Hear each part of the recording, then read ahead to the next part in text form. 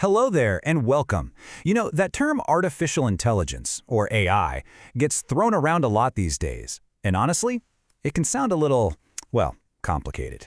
Maybe even like something from a science fiction movie. But I promise you, it's not. In this little guide, we're going to pull back the curtain on AI and show you that you're probably already using it every single day. So let's dive right in. Okay, before we get going, just a quick heads up. This tutorial from Virtualization Options LLC offers general information on artificial intelligence for older adults. Our whole goal here is just to get you comfortable with the basics so you can feel confident with this new technology. All right, first things first. What in the world is artificial intelligence? The most important thing to know is that it's not magic. It's just technology. Really, that's it. It's best to think of it as a new kind of tool. And just like any tool, the more you understand how it works, the more you can make it work for you. So, at its heart, AI is all about teaching computers to do things that usually require a human brain. For instance, you know how your email inbox just seems to know which messages are junk? Or how your phone can look at all your photos and, poof, it automatically creates a little album with all the pictures of your grandchild? Well, that's AI in action. It's just recognizing patterns to make your life a little bit easier. But, and this is a big but, it's just as important to know what AI can't do. It's absolutely brilliant at spotting patterns and doing the same task over and over without getting bored. What it can't do is feel emotions, use good old-fashioned common sense, or make a moral judgment.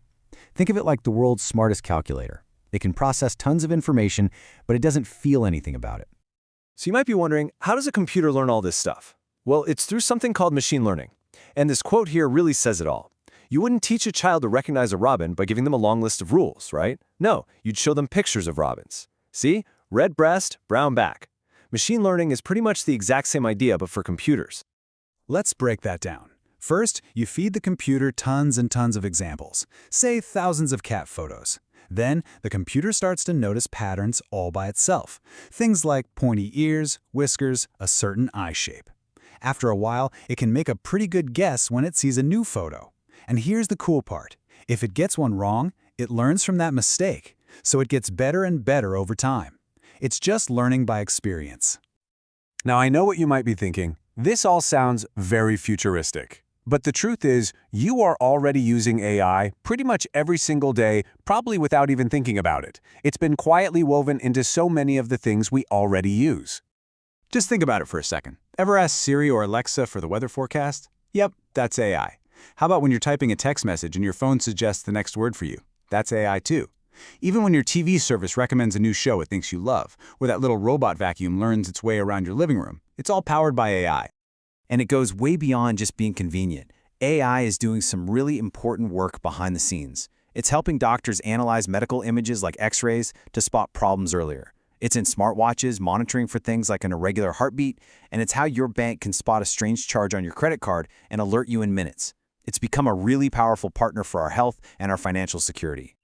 Of course, with any powerful new tool, we have to talk about how to use it safely.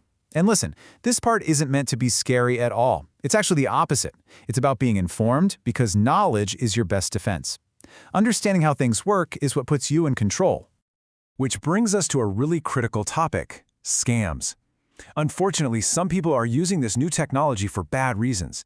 You might have even heard about so-called deepfake calls. That's where a scammer uses AI to perfectly mimic the voice of a loved one, say a grandchild, to call you and pretend they're in trouble. It can sound incredibly real. So the big question is, how can you tell what's real and what's a trick? Well, there are a few classic warning signs to watch out for. Scammers will almost always try to create a huge sense of urgency. They want you to panic so you don't have time to think. They'll also ask for strange ways to get money, like buying gift cards or wiring money. And they'll often tell you, don't tell anyone. If anything feels off, trust that gut feeling. The best thing you can do is hang up the phone. You can always call your loved one back on the phone number you have for them to make sure they're okay. And on that note, here are a few simple, practical things you can do right now to protect your privacy. It's always a good idea to check the privacy settings on your apps and social media. Make sure you're using strong, unique passwords, and just be a little mindful about how much personal info you share online. And that last one is the most important. Always take a breath and verify your request before you act on it. Whew! Okay, everything we've talked about today is really just the tip of the iceberg. Think of this as the first chapter in a bigger story. Our goal with this whole tutorial is to build up your knowledge, bit by bit so that you can feel totally comfortable and confident in this new age of AI.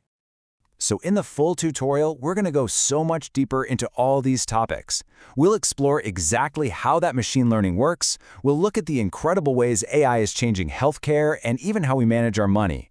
And we'll give you more practical tips for protecting your privacy, communicating with AI, and even thinking about the ethics of it all. There's so much more to discover. So, I want to leave you with this one thought. AI isn't something that's just happening to us. It's a tool. And like any tool, its true power is in the hands of the person using it. By understanding it, you're the one in the driver's seat. So the question isn't just about what AI can do, it's about what you'll choose to do with it. Thanks so much for joining me today.